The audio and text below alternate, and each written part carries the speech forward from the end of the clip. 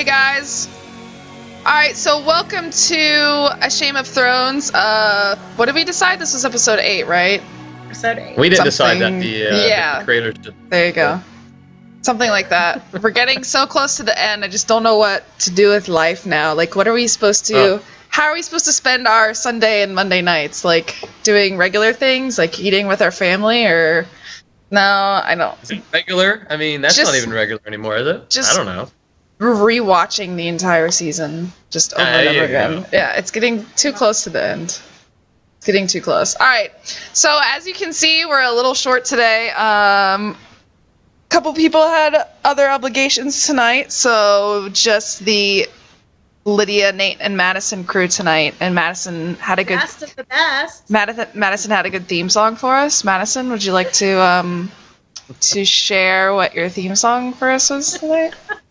No, she does not. Okay. Next time. All right. So we'll kind of talk about this a little bit later, but I feel like this was maybe like another kind of lull episode where it was like setting up for like crazy shit to happen. But and I don't know. I like a lot of my other friends that watch it. They have kind of been complaining about how kind of dull this season has been, or like how bad the writing has been. We can talk about that later, but. As we're starting, it's just kind of interesting to look back as how the season has been going, because it's now coming to an end, and especially with they kind of announced that the next 2 seasons were going to be short, like what is it, like 5 or 6 episodes. Yeah. So kind of seeing how the hell they're going to continue the story, if it's going to be that short and stuff with the books, and we're starting to get to the realization that the season is starting to come to a close, so we can talk and complain about that a little bit later. Well, me mostly complaining. Okay, so let's start in King's Landing. So Cersei is kind of held in the Red Keep. Jaime is in River Run, so she's kind of left by herself essentially. We actually just talked about this. The Faith Militant comes to her in the Red Keep, and the High Sparrow wants to see her, and she's like, no, he can come here. And they they tell the Mountain to step aside, and he doesn't.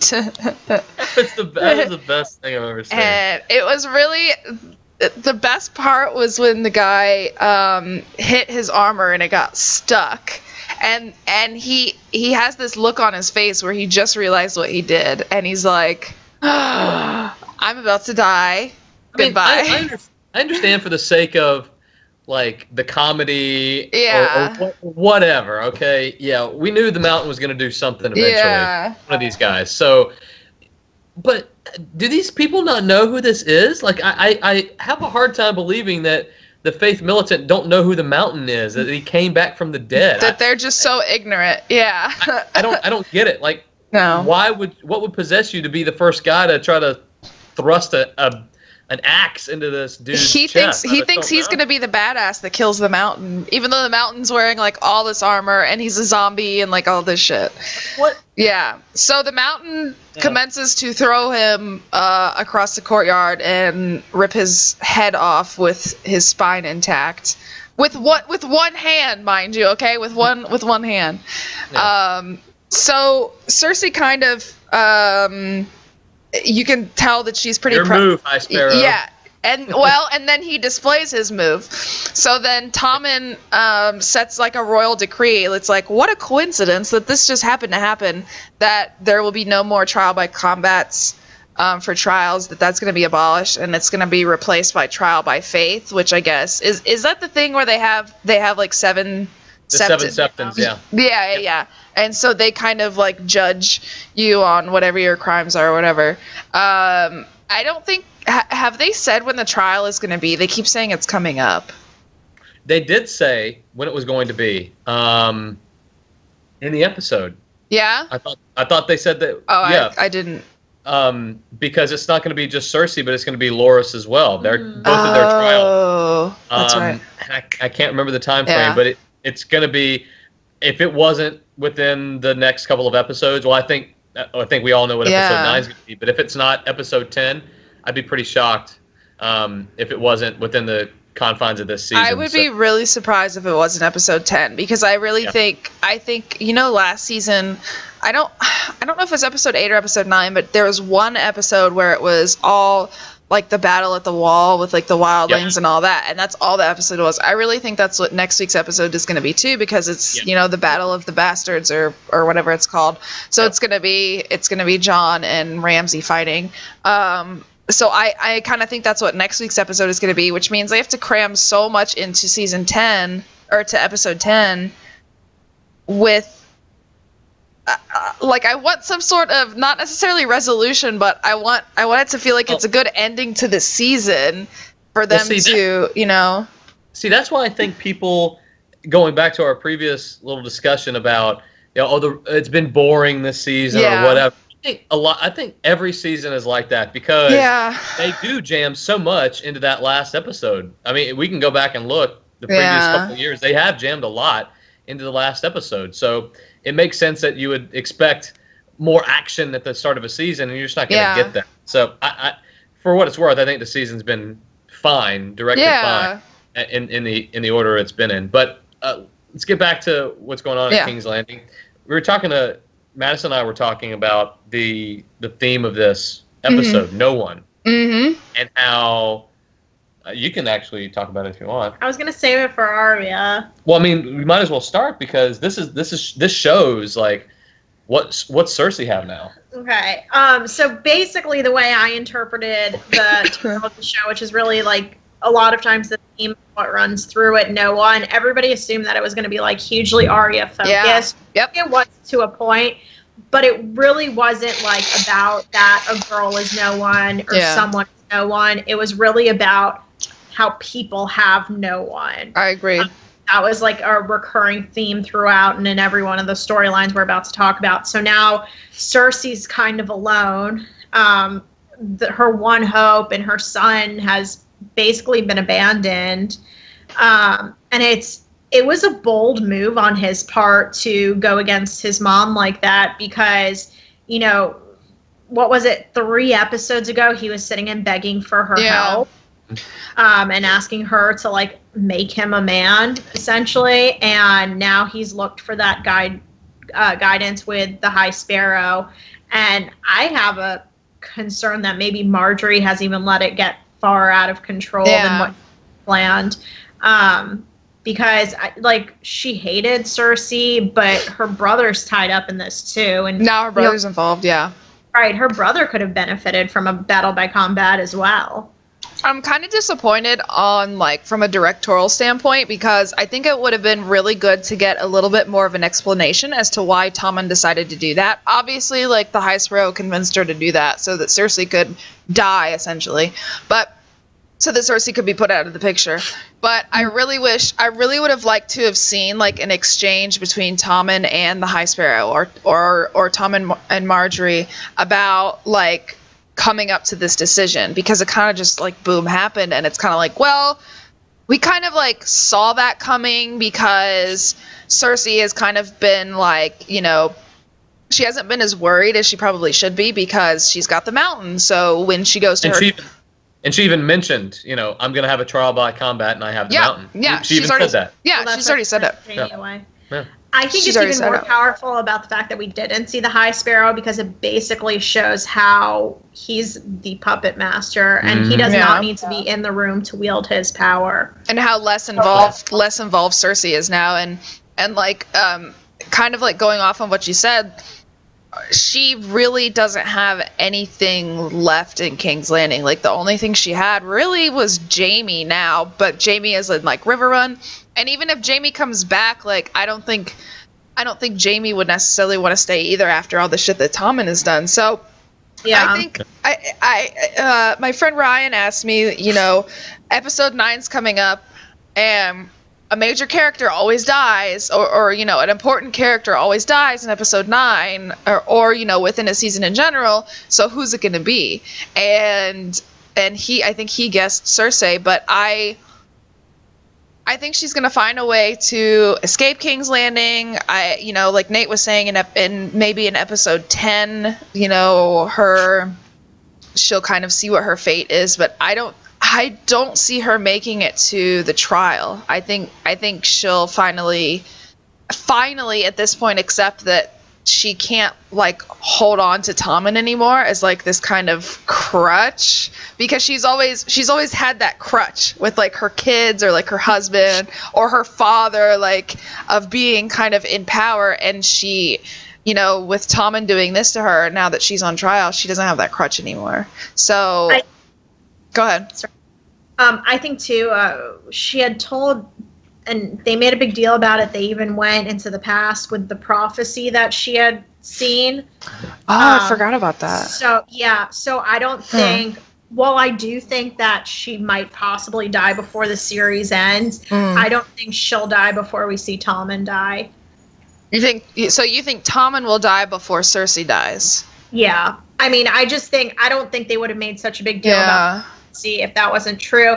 And then also, and it keeps running in my head, and I've seen it a lot on the internet and tweets and stuff like that, Jaime's line about how he wants to die in the arms of the woman that he loves. Yeah. Which is clearly, you mean Brienne? Oh, nailed it. So that's something. I mean, I wonder if it's just gonna all be like one giant, like, she kills her own son, and then Jaime kills her, and then, I don't know, like everybody kills each other, Hamlet style. Romeo and Juliet type deal? No, Hamlet. I don't know. Shakespeare type deal? Yeah. So when that prophecy, I know she said that, like, you'll have 3 kids and they'll all die. Did she say that they would die before her, or just that they would all die? Like, period? I think it was like that she would watch them die. Oh, okay. That's a good point. I didn't think about that, but yeah, that's a good point. So maybe Tommen will be the one to die this season then. That's a possibility. And I only want to say that because they wouldn't have gone back into the past, which is like something that they've kept to a very taboo point. Yeah. Except with Bran, and all he's seen has been mostly important. Yeah, and I feel like I agree that they made such a big deal about showing those flashbacks that they have to have a point to them. Because so I think he's on the list. Yeah. He's on the list. I know, sweet boy. But who is gonna kill him? She is. Do you think she would? I mean, her or I don't think she would. I don't think know. Jaime would. I don't think either of them would. I don't think either of them have the balls to, just because they're their kids. When they start saying all that matters is you and me, I think that's a pretty clear indication that if they perceive that Tommen isn't going to be not their son, but isn't going to be on their side anymore. Yeah.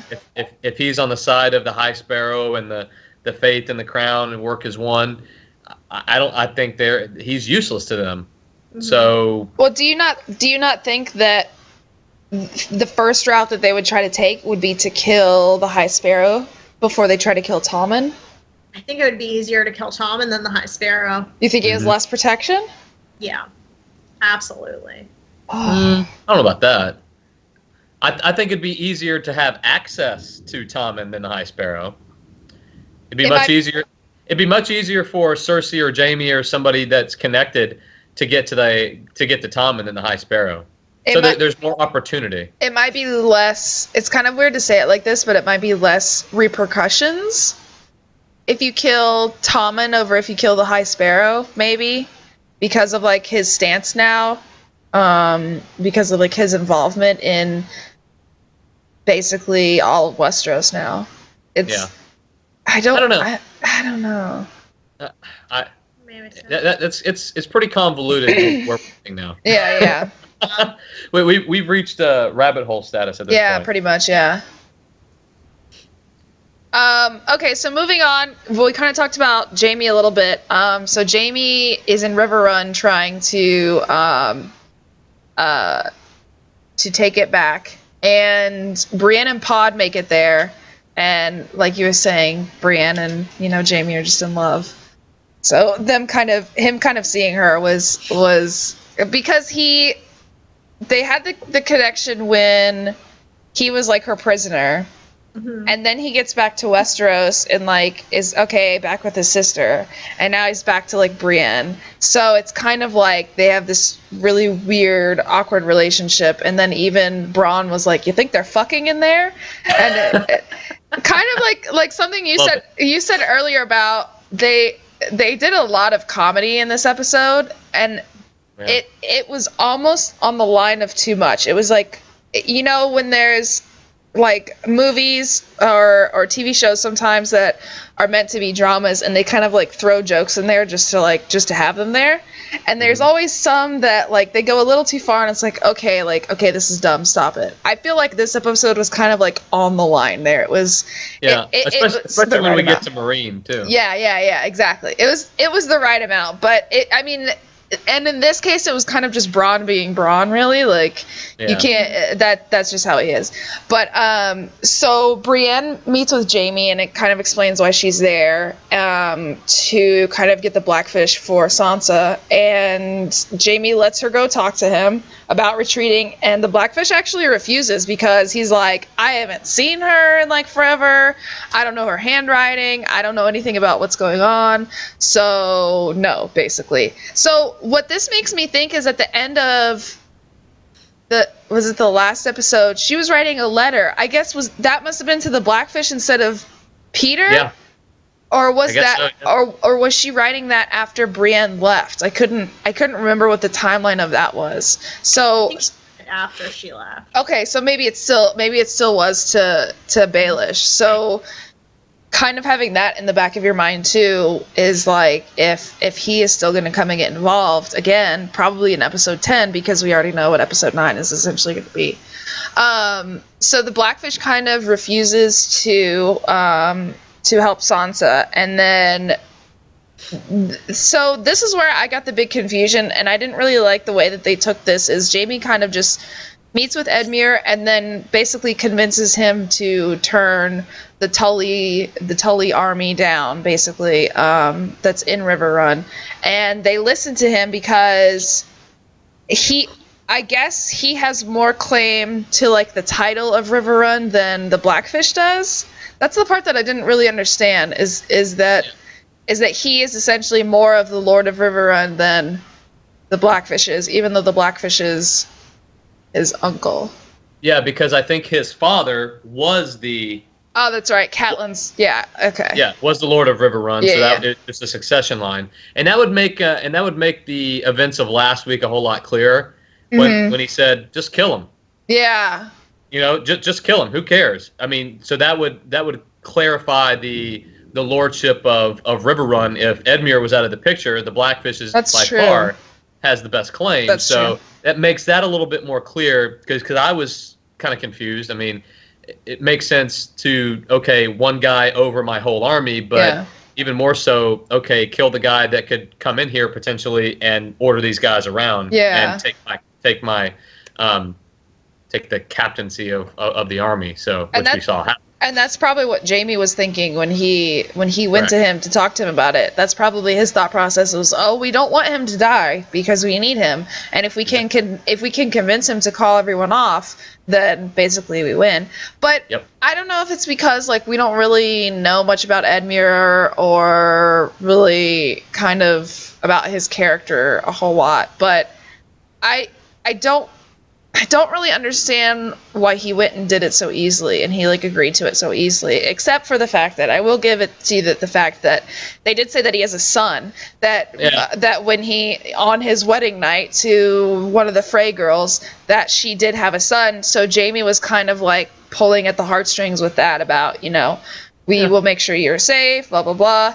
And to the fact of the matter that Edmure, he doesn't have any family anymore. He has no one, essentially. So what does he really have to lose by kind of folding and not necessarily being like on the side of the Boltons, but kind of like yielding to them? Yeah. It was just... Go ahead. Jaime did say something about setting his son on fire and launching him over the over the walls. Yeah. So, I mean, I'm sure that was a big part of it. And like you said, he doesn't really have any family anymore. And so, he's a ancient, old family without anybody. He's not aware of what's going on with the streets or anything. So it's quite possible he's just like, well, I can walk away with my men behind me and the Lannisters and Frey as allies as opposed to enemies. So it's not like he's really betraying anyone if he goes and does this. And Blackfish already screwed himself over by being like, or kill him. So exactly. He has no partiality. So it doesn't really matter. And I mean, he even said that he's never even seen his own son, because immediately, after their wedding night, he was pretty much captured and basically held hostage there. So kind of pulling at those heartstrings, like I said, probably convinced him. I don't know. Maybe I just feel like it happened too quick, or maybe I just didn't like the way it went down, or it was just kind of like him and Jaime are talking, and then he goes to surrender Riverrun, and I'm like, why? That was really like there's no argument about it. I don't know. I just didn't like that scene in general. I don't really know why. It was very lackluster. It felt like it was that there was no forward movement with it. It was just kind of like happening because it was scripted too. Yeah, exactly. Yeah. So then the Blackfish kind of gets pissed because his men aren't listening to him anymore, because he's not the Lord of Riverrun. So why should they listen to him? And so then he helps Brienne and Pod escape. And while he doesn't have any men, he could have still gone to Sansa and been an advisor or helped build an army. Like he still has like the Tully name. Like he still could have probably gone and convinced other houses to like come to their side and everything. Why in God's name wouldn't you go with them? Pride. Yeah. He didn't want to leave his house. That's just so crazy to me though, because he knows he wouldn't be alone, and he knows like he still has family there, like with Sansa and even with Jon, and it's just I almost think I want to say that deep down he feels, I don't want to say guilty, but he escaped the whole Red Wedding. Yeah. Well, he ran. That I think. Yeah. I think in this episode they said something about how he ran away from the Red Wedding, which it was like. Yes and no. I mean, he was in like the bathroom while it happened. It was like the best time to have a pee break. But I mean, obviously when the shit started going down, he ran away. So yeah, I could see that where he felt guilty about running. So I think his pride caught up with him and says, "All right, I'm not gonna run. They've taken over my house. I mean, the thing on my breastplate is hanging over the moat. Yeah, the drawbridge." They're not going to take it without me dying here. Yeah. I'm not going to run anymore. That's how I interpreted it. It's just it's so surprising to me, because I would have really expected him to just turn around and say, okay, I'm coming with you now, even though he didn't have an army behind him or anything, even though he didn't really have any men. It still would have been nice for him to be kind of like added. Oh. Yeah, exactly. I think this was just generally poor script writing. It was a plot that they never really.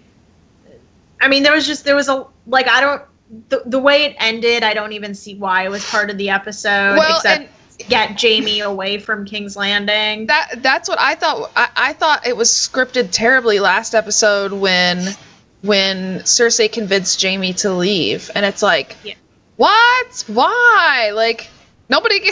I understand Riverrun is probably a big deal, like, geographically, but, like, no one gives a fuck about Riverrun right now. Like stay together. So, yeah, I feel like if Jaime stayed in Westeros, and if Brienne and Pod stayed with Sansa, and the Freys just, like, did Frey things or whatever, it wouldn't have. I don't think that would have hurt anything, because I don't think anyone would have said, "Oh, I wonder what's going on in Riverrun." So it did feel kind of useless. It felt like it was kind of just thrown in there, the whole Riverrun story, because now obviously, I mean, what's gonna come of Riverrun other than Brienne and Pod escaped, Jamie can go back now. So it's kind of like, okay, so these 2 episodes were just like fillers. Yeah. Unless this is a way to break up Jamie and Cersei for some reason that we don't know about yet. That's true. That's just to not break them up, but to separate them for some event that might come. You know, for her trial. That's what I was thinking when Jamie was standing on the edge of the castle and waved bye to Brienne. Yeah. I was kind of like, okay, they're gonna meet again at some point. Yeah. And this is a way to, that scene was a way to kind of get the attention off of Cersei for a second with Jamie. I don't know. Well, and it kind of so Jamie and Pod row away, Brienne and Pod row away, and Jamie sees them leaving, and he can easily say, go get them, bring them back, go after them, and he doesn't, and he kind of just, waves them goodbye or whatever. And it kind of goes back to a little bit of what Madison said about, in the title of the show is that of no one, because he doesn't really have anyone, and I feel like even emotionally, not just like on a trolley level, but he has this connection with Brienne, and he has more of a heart than Cersei does, and it's kind of like he has that sympathy, especially when he pledged himself to Catelyn that he was gonna like save her daughters and all this stuff, and then all this stuff with Brienne happened. So Brienne has kind of been the only one to him to have this like connection with him that he hasn't had with anyone else, that he hasn't even had with Cersei, even though he claims that he's just all big in love with her or whatever. Yeah. So seeing him, I think it was such a big deal, seeing him just like be okay with them escaping, is that there's a piece of him kind of inside of there that he is completely changed now. I think he's a completely different person than he was in, say, season 2 or whatever. Yeah. Yep. So I thought that was probably like one of the biggest scenes in this episode with him kind of just allowing them to leave, because that really, now you kind of are starting to understand a little bit better and deeper like what the type of person he is and like what the type of person he's become. So and I think that goes back to the conversation in the tent where Edmure was like, do you think you're a decent human being? Like, what kind of man are you? Yeah. And he kept like pushing the issue, and I think like Jamie now is a decent man as opposed to Jamie then. Yeah. So that kind of all plays together, and I'm sure that was a conversation that he didn't lightly let go. Yeah. And it was something that he continued to think about, because I mean, if there's one thing that we've seen from him is that he did play this kind of like hard ass knight. The Kingslayer. The Kingslayer. Yeah. And Kingslayer's kind of like an ooey gooey teddy bear now. Yeah. Shows a lot more emotion. That whole scene with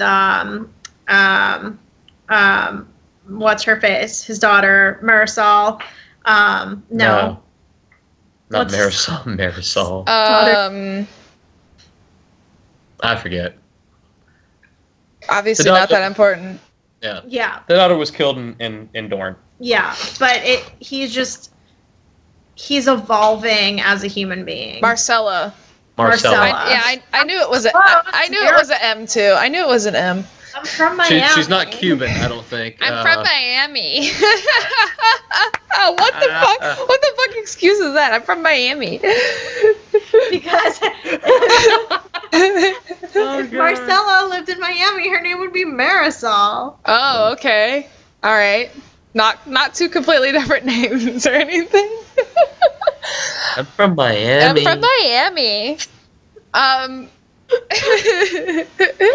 Like she uses that more than you would think. So. I was gonna say, I was like, is that an excuse for pretty much everything? An excuse for my attitude. Yeah, basically.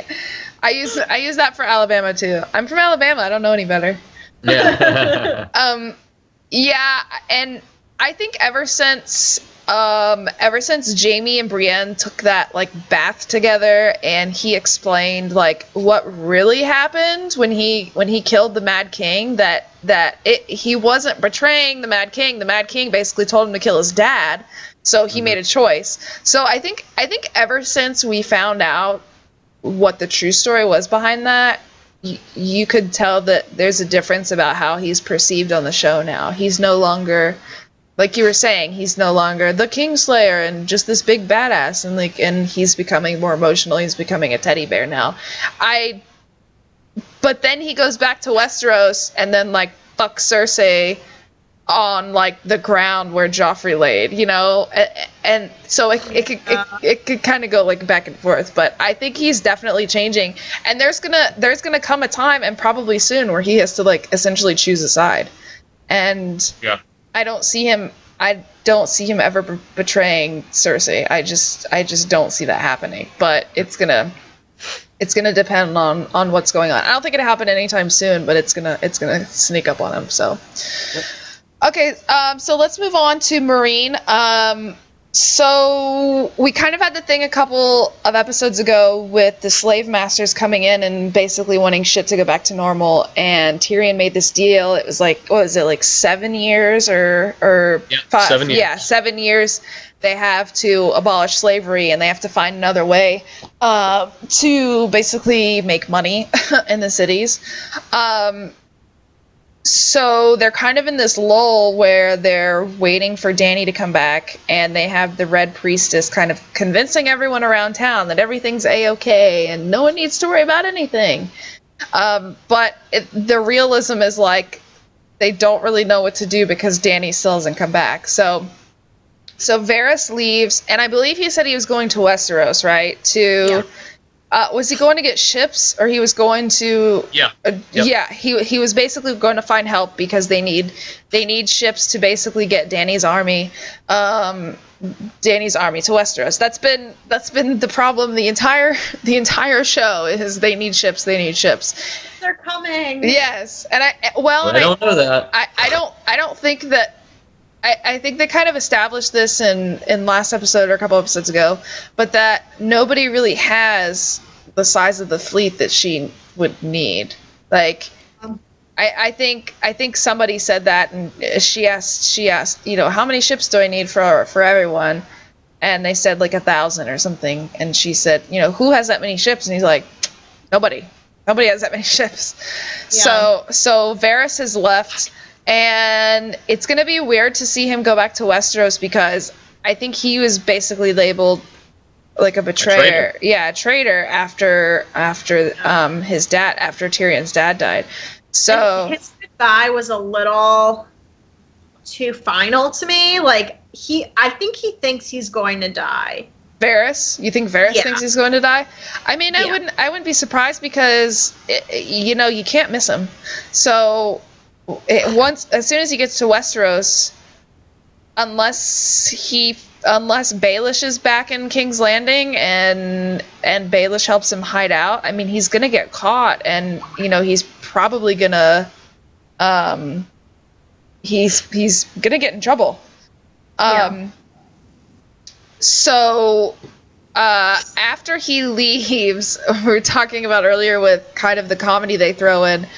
It's Grey Worm and Tyrion and Missandei, and they're drinking, and they're telling jokes, and Grey Worm doesn't understand what jokes are, and then Missandei tells like the most awkward joke, and it's just I thought it was funny. It was funny, but it was so awkwardly funny. And then when they're like drinking, Grey Worm like looks at her, and I'm like, oh, they're gonna fuck tonight. I don't know how, because he like doesn't have anything, but something's gonna happen.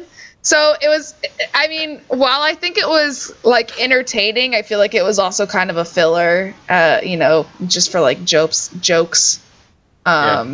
had to get it back to Marine somehow because of obviously what happened after that.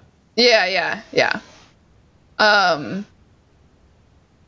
I don't know. I mean, I thought it was cute, and I thought it was funny. I don't really think it was relevant, but I don't think it really mattered. And then, But then it did transition into that there's now like a naval assault from sea by the slave cities that are attacking Marine now. So now they're in a really fucked up situation because their ships got burnt. Their ships got burnt down a while ago, so they don't have anything to back themselves up. And then, of course, just in time, Dany gets there with Drogon. Yeah. So, I mean, it's easy to say. Would we guess that the rest of the Dothraki army that I guess that wasn't ever cleared up? I'm guessing yes, but I have no idea. I don't think so, because if you remember in the last episode, remember you left and she gave this big speech to the Dothraki army and she had Drogon with her. I think she just flew away. Hauled ass and got out of there. I kind of think so, but because she did fly with Drogon and she did come back and she made the big speech or whatever, so it's very likely that they booked it back to Marine. They fast traveled back to Marine, basically. So I mean, that's a likelihood, and that army would be enough people to fight off the assault from like the Free Cities. Oh, for sure. I think it would. But I also think that this would be if this is the route they were going, I think this would be a perfect time for Theon and Yara to get there, because they have the ships. So if Theon and Yara were able to fight off the slave cities from attacking Marine, and then say, hey, we helped you guys do this, now let's be friends, and here's a bunch of ships for you. So, episode 10, baby. Episode 10. I can see that happening. I can see it in episode 9. I feel like we're throwing like all of our chips into episode 10. Yeah.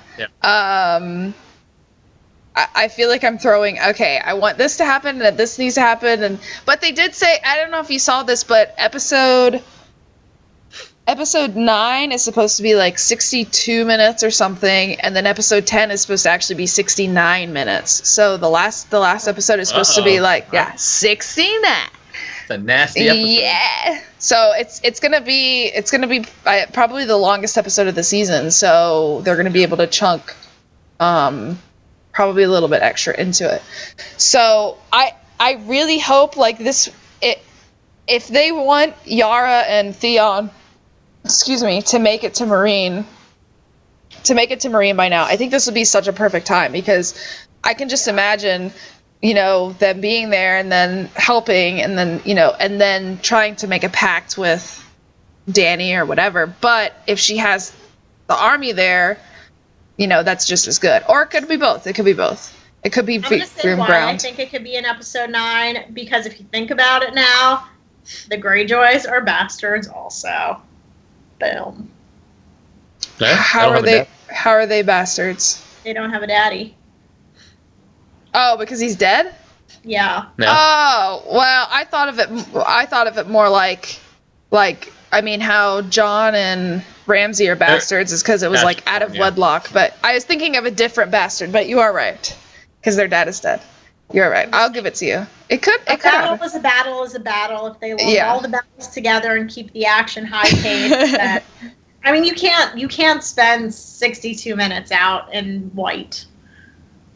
You did. They did last season when it 2 seasons ago. 2 seasons ago when it was the Wall and like the Wildlings. The whole episode was there. Episode. They've done it before, Madison. It can happen. Plus, I feel like they would tease it in the next episode. They didn't tease anything else. Yeah. So I feel like if they were going to go somewhere else, they may have at least thrown a little something in there, but I don't know. I'm just ready to see some shit happen. Yeah. There wasn't a whole lot else at Marine that happened. It was just Dany's back. Yeah, it's kind of like Dany's back. That's about it. All right, so let's move on to the Hound. So he's back, obviously, and he finds the guys. Hello. He finds the guys that sacked his village while he was building a sept, and they're actually being held by Beric Dondarrion and Thoros of Myr that we finally get to see again. Yeah. And apparently the people that sacked the village were kind of like traitors to the Men Without Banners, so they were already getting ready to kill him. I really like, back again to kind of the comedy thing. I really liked kind of the back and forth that they had with like, give me all 3 of them. You can kill 2 of them. Okay, no, you can't gut him. You have to hang him, and And then the one part where he said, "Can I at least cut his hand off?" Like, come on, give me a little. I really like that. But then again, that's kind of like how the Hound's character is a lot like with Braun. Like that's the comedy that's kind of like thrown in there. That's just how like his character development has become. So he's allowed to kill 2 of them, and he hangs them, and then he stays with them a while. And I feel like they're starting to convince him to kind of join them. And yet again, the Hound doesn't have anyone. Who would he have? He had the Septon that he was helping, but that was because he saved his life. So he was kind of owing him a little bit. So they're kind of trying to convince him to join the Men Without Banners. And I feel like you saw in the last episode that he's starting to kind of search for a way to like repent for all the bad shit that he's done in the world. Mm-hmm. Kind of like Madison, when you were talking about Jamie earlier, I kind of compared it to that a little bit with it's like, you know, Jamie, you're really trying to tell me you're a good person now with all the bad shit that you've done. I feel like maybe the Hound is starting to go in kind of a similar direction. Maybe not similar, but like something close. I think his relationship with Arya started that whole process. Yeah, absolutely. Traveling with her was his worst mistake. Yeah. Because he became like a little mini Papa Bear. Yeah. Yeah. Let's not forget how the episode started, by the way. He gutted and killed. Yeah. Okay. Yeah. So we have the establishment of badass Hound, killer guy. Badass Hound. Start. Yeah. And then we get at the end of it him starting to feel remorse again. Yeah. So we run the gamut with the Hound, and I think his character is the most complicated to peg down at this point because of two conflicting his want for revenge and retribution, and that righteous retribution that we talked about last week, and also what's his goal with if he were to join the Brothers Without Banners, what is his goal with that? Like what is his end game? Well, who does go ahead. Who does he have to repent against? Just Brienne or like the Lannisters? I mean, I know, like when he left King's Landing, he was basically like, "I'm tired of this stupid shit. I'm leaving." Like that's kind of like basically his attitude. But like who would he? I don't really see him trying to have like a vendetta against Brienne for trying to kill him, because I mean I think he understands that like she was just doing her job or whatever. So if he had some sort of like vendetta against someone, who would he try to go for? Well, see, that's my point.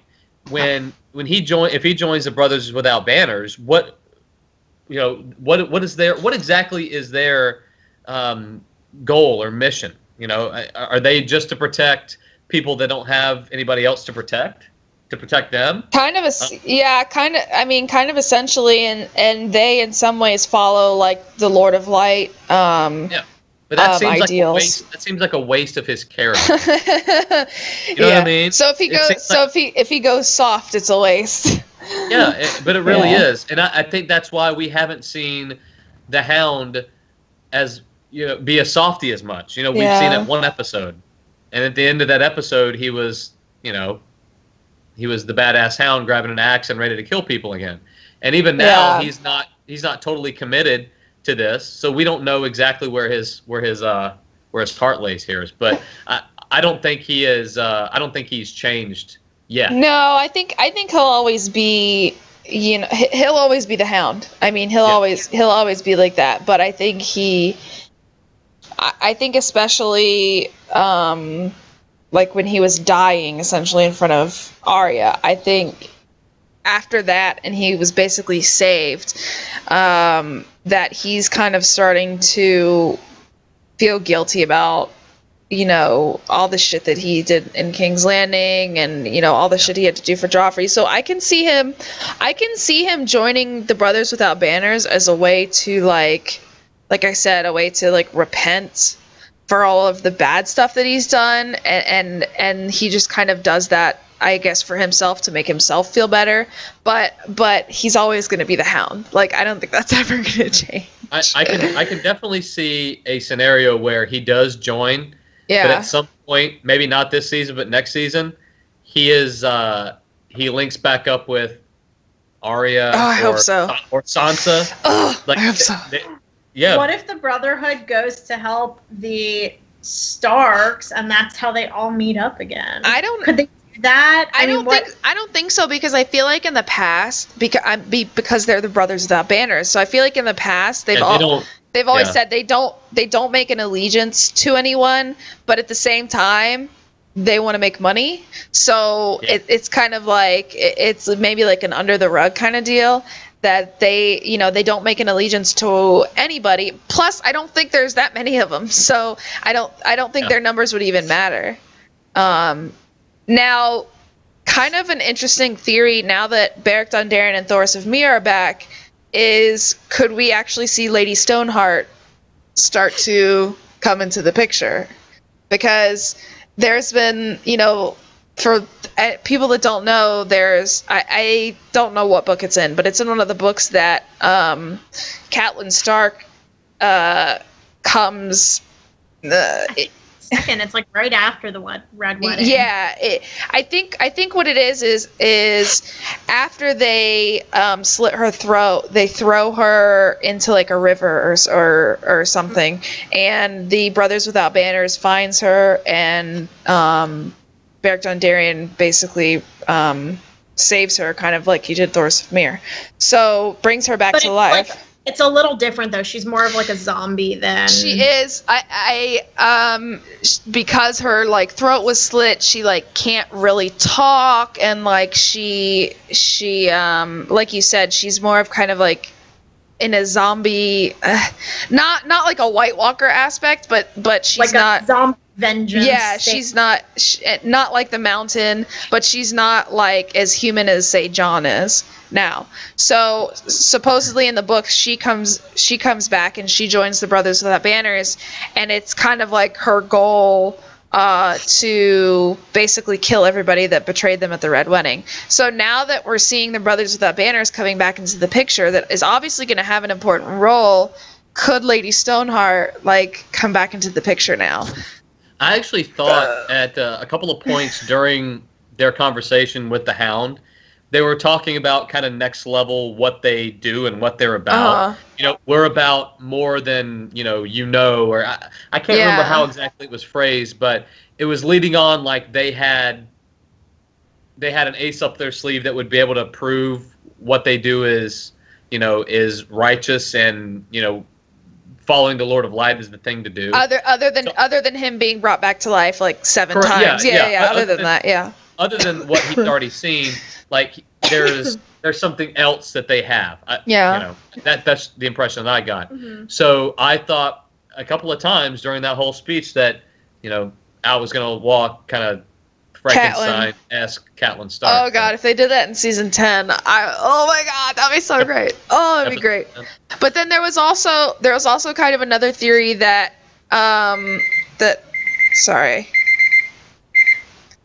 there's also E3 is going on right now, so I've set alarms to watch the press conferences.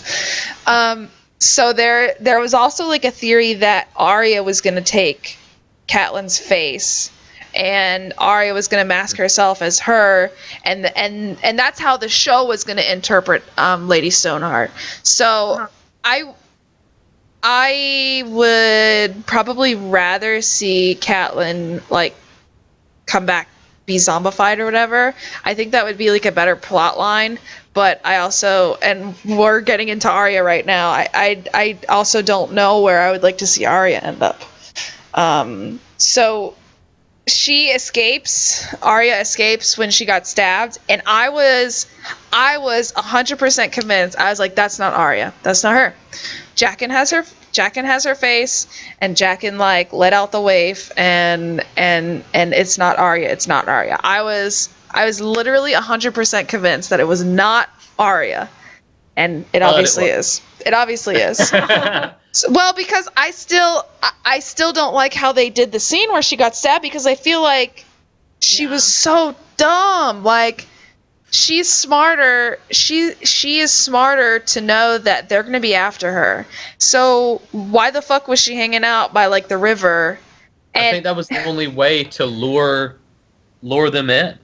I don't know. I really like the fan theory that was going around that was like, it was pig's blood and she was going to lure her into like the dark cave, which like part of that wound up being true. But it was definitely I still have this like weird issue about the fact that she was like suddenly healed and walking fine. Okay, can I say that's probably that probably upsets me the most, more than like almost anything on the show, is with her, and even kind of with the Hound a little bit, with them being revived like so quick. Like Lady Crane, I mean, she got sliced and then she got stabbed like at least three times, and and Lady Crane just sews her up, and then the next day she's able to fucking jump off a balcony and run like halfway across. Milk of the poppy is a hell of a drug. And even if it was like, even if people are like, oh yeah, it was still her faking it in pig's blood, dude, that girl took a tumble down the stairs and didn't break a limb. Yeah. Well, like that was a hard tumble. Well, how would she be faking? If she was faking it, then she would have immediately gone to the catacombs. She wouldn't have gone to Lady Crane, and then Lady Crane wouldn't have died. I mean, I don't think if she was faking it, I don't think she would have put anybody else in danger. I think I get, okay, if she's trying to like kill the waif before she leaves Bravos, right? I get that. If that's like her goal is to kill the waif so that she's off her trails, and she wants to lure her into like the catacombs or whatever to kill her, which she did, I feel like she could have gone about it. I feel like she could have gone about it better, and she could have gone about it in a way where she didn't get stabbed. And I kind of think it was really upsetting about how careless she was about it. And, you know, the face that the waif used of the old lady, like we had seen that before. So Arya had recognized the face, and she knew it was coming. Why didn't she have Needle on her? Like, I'm really, really, really upset about how they kind of did this whole plot line of Arya with her leaving, like, the Many-Faced God and the House of Black and White. Like, I'm glad she's left, and I'm glad she's now said, I am Arya Stark. I'm going back to Winterfell. I'm going home. I'm glad about that. I just don't like the way that they went about it. I think it was I don't like the directorial, and I don't like the scripting on it. I still think we put Arya too much on a pedestal. Oh, for sure. When she hasn't had any sort of dealings with, you know, how to deal with people. Okay? All she's known is, okay, her dad's head got chopped off. She's running for her life and, you know, trying to hide out and try not to be Arya Stark. She lucks into getting to Bravos by, you know, having to do a favor for a Bravosi. She gets to Bravos and is, you know, in this House of Black and White where she's taught all these things. She's not dealing with people. Well, but she's not having. Go ahead. The thing I can say to counter that is, for me personally, she's been like the last hope for the Stark family, because Sansa was kind of a dumbass, and then she tried to become a badass, and then she got sent to like Ramsay. So Sansa hasn't really done anything relevant. Jon has, you know, been he's not technically a Stark, so nobody really listens to him. Rickon has been God knows where, and now he's coming back. So I feel like, for me personally, Arya's kind of been like my last hope of her becoming the badass and her like rising to the occasion. And okay, if she's gonna go and train to be this badass, she's eventually gonna come back to Winterfell and kill all the people at the Red Wedding that like fucked her life up. So that's why I've been putting her on such a high pedestal, is because I feel like she's the only Stark left that actually has potential to like do shit. And that's understandable, but we shouldn't put her on a pedestal yet, because she hasn't done shit. Yeah, no, you're right. You're right. You know, yeah. she hasn't proved herself worthy of being, you know, I have complete faith that Arya is going to do the right thing in all situations. Well, but neither has anyone else though. Nobody else has. But see, that's my point. Yeah. So we shouldn't automatically just assume that. Yeah. Well, she knows better than that. Yeah. When she probably doesn't. And she's also still a child. Yeah, she's still a child. In storyline, she's still 13 or 14 years old, and she just hasn't had the life experience to be able to make those calculated decisions and think about every step before she does it. She doesn't think about anything before she does it. She just does it. Make good decisions. So she has a personality disorder. Yeah. So she's able to. So when she kills the waif and she returns the face to the House of Black and White, I really like how they did that too with like the blood trail leading up. I thought they did that really well. So she returns a face because they said like time and time again, like the gods require a name or whatever. Yeah. And it's kind of like, well, you have one now, and it's yours, bitch. So I really would have liked to see her face off with the waif too. I really would have liked to have seen that kind of happen, especially with her like bleeding out essentially from the stomach. I really would have liked to see her kind of overcome and kind of finally like defeat her or whatever. And they didn't include that, which I like. Another, I feel like, directorial aspect that would have been a really good addition for this episode is to see that happen, because they've been fighting back and forth and they've been fighting back and forth and finally when it comes to the end of it, you don't get to see the end. So that was kind of I really wanted to see that. But I understand why they did it, because it might have seemed like too much of a stretch if this girl that just fell down a flight of stone stairs and is bleeding. Wouldn't it be a stretch to be able to defeat a completely healthy, trained killer? So they had to kind of black it out and make it a neutral fight without, being seen. Yeah, but I feel like it would have legitimized it better if they made it into a fighting scene, because now it's kind of like, oh, now I'm just supposed to accept that this happened without even seeing it. But we do that a lot. Yeah, I was gonna say, but that happens with everything. People travel like hundreds of thousands of miles in one episode, so I'm asking for a little too much realism in a show about zombies. I actually thought that was the least egregious thing out of this. Yeah. Out of the stuff that we've seen so far. Yeah, exactly. So then I like that there's kind of like a resolution between like her and Jaqen, because I mean, he sent the waif after her. He obviously had wanted her dead, but then I feel like the two of them kind of had this connection ever since they met.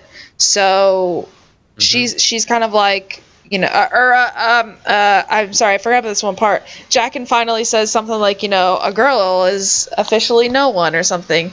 So which is what she's been going for this entire time, is like she wants to be no one. She wants to be accepted to them. So she's finally no one because she like killed the waif or whatever. And then finally she's like, nope, I'm Arya. Like, this is who I am. I have a name and I'm going back to Winterfell. So it's kind of like, her whole storyline this whole season has kind of been leading up to this point.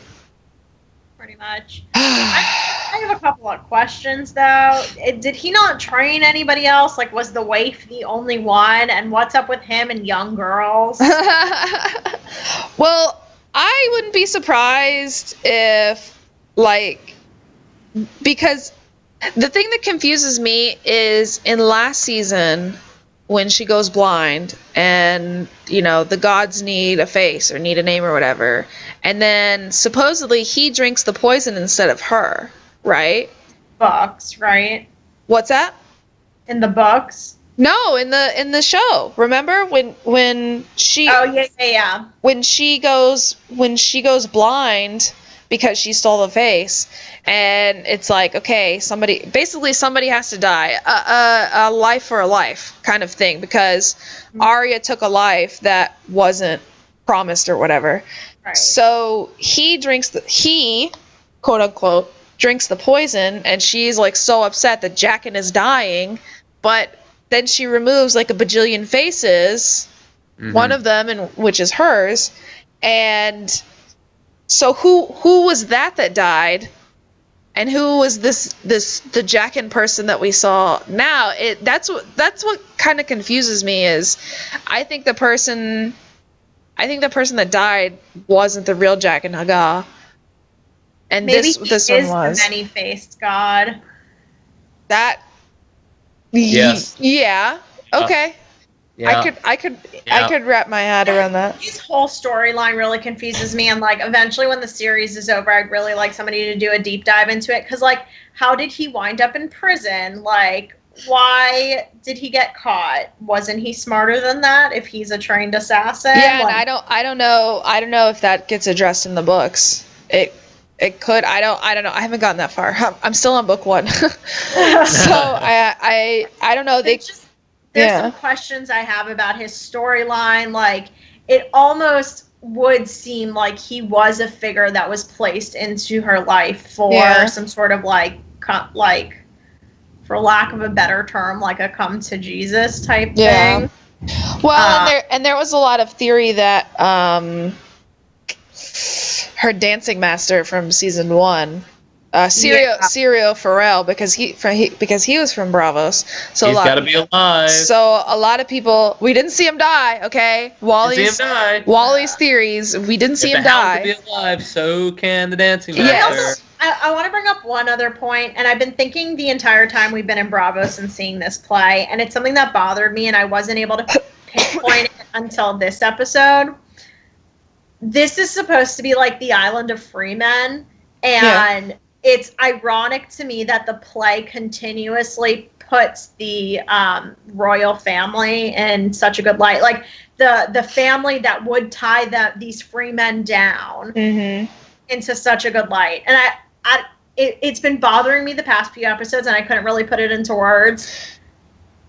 Well, I think just the issue I had with it. I think it did, but at the same time, I think it didn't, because probably like 90% of the play was making fun of them, and it was all like satirical. But then you get to Lady Crane and Joffrey dying, and it just becomes this like, insane, like emotional, heart-wrenching monologue, basically. So it kind of goes back and forth, but also they're like a traveling thing, so they may just be kind of doing this to just like spread the stories. But I see what you're saying is if this is supposed to be the Free Cities, it's not run by it's not run by Westeros, it's not run by the royal family or whatever. So it's kind of interesting that they're making these emotional connections. Joffrey's death. Yeah, and it's like, why should we care?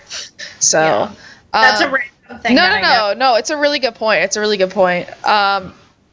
So Arya is leaving back to Winterfell now, but I hope she doesn't actually go there, like, because and who knows, she'll probably be there, and she'll probably be there in the next episode. She'll travel from Bravos. Knowing this season, she'll be there, and yeah, she'll meet with like Jon there, and it'll be her. To our dear rower friend with the huge bicep. Yes, Gendry. He's coming back. He's coming back. I mean, it makes sense for him to appear back in the storyline.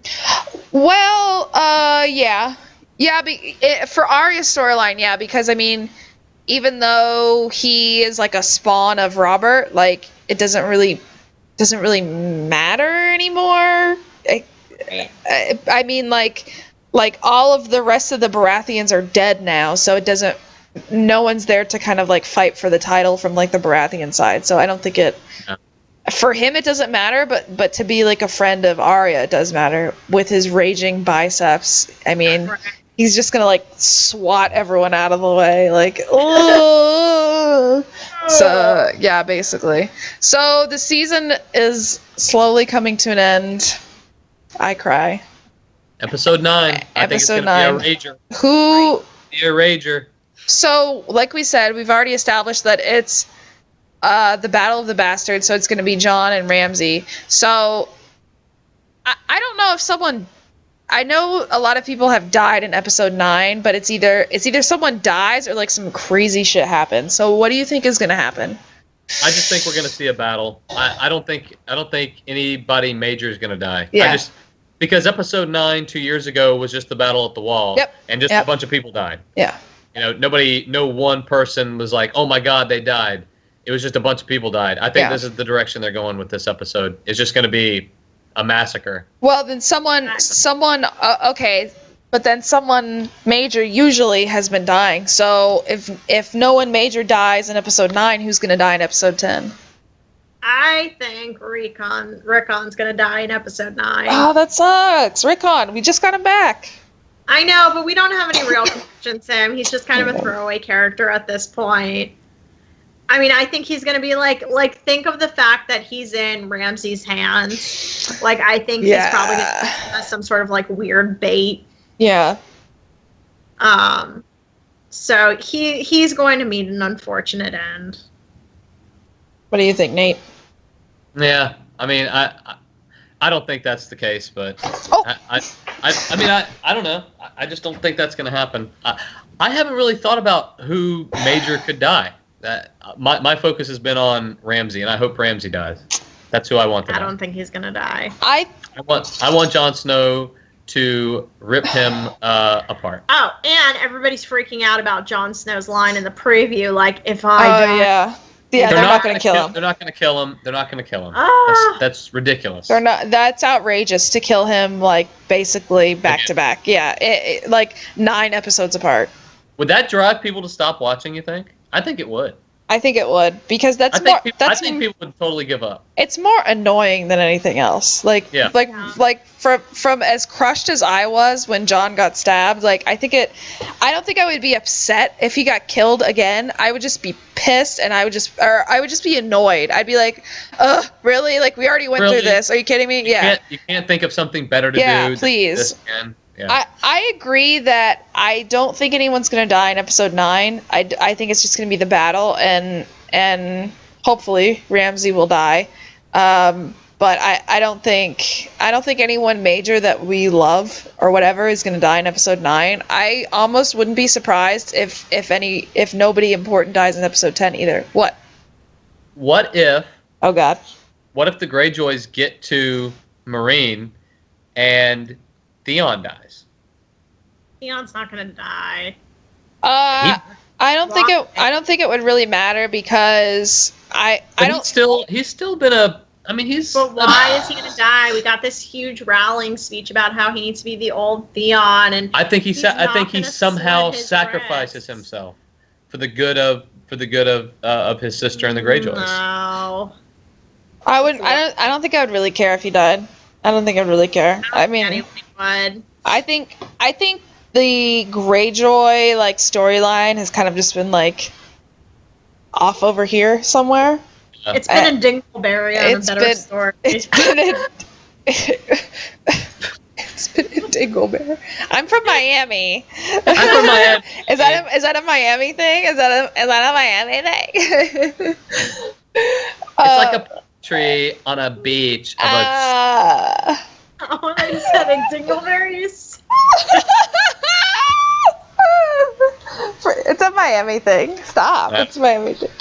I think it's a dog's ass thing. Because thing's ass thing. Well, you know, the last episode 10 is called The Winds of Winter. Yeah. So that makes me really hope that it's going to be majorly Bran involved. Mm-hmm. But like we keep saying, there's so much stuff that we feel like needs to be resolved by episode 10. So they could just cop out and do what they've done, I think, for at least half the season so far, is end with some sort of White Walker type thing. Winter is coming. I mean, basically is what it is winter is coming. So Here are the winds of winter. Yes. Is that how? So last week it was lesbians, and this week it's the winds of winter. Lesbians, winds of winter. Lesbians, same winds thing. of winter. Maybe that's what maybe the Battle of the Bastards doesn't end in kind of like an all-out defeat like we've seen in seasons past, but they do get a glimpse of White Walkers, and it makes everybody go, oh shit. Would the White Walkers be Close enough. Yeah. Yeah. In territory. That could be close. Is he on? But he's on the other side of the wall, though. Yeah, he's on the north side of the wall. Is he? So he may not be. He may not be near that. I don't know. But it depends on where Benjen takes him and where Benjen, where Benjen like suggests that they go and tries. Benjen even was there. Yeah, he's back. Just left that storyline be. He's back. Just for this episode, yeah. So the Winds of Winter, but we still have ow. We still have the Battle of the Bastards.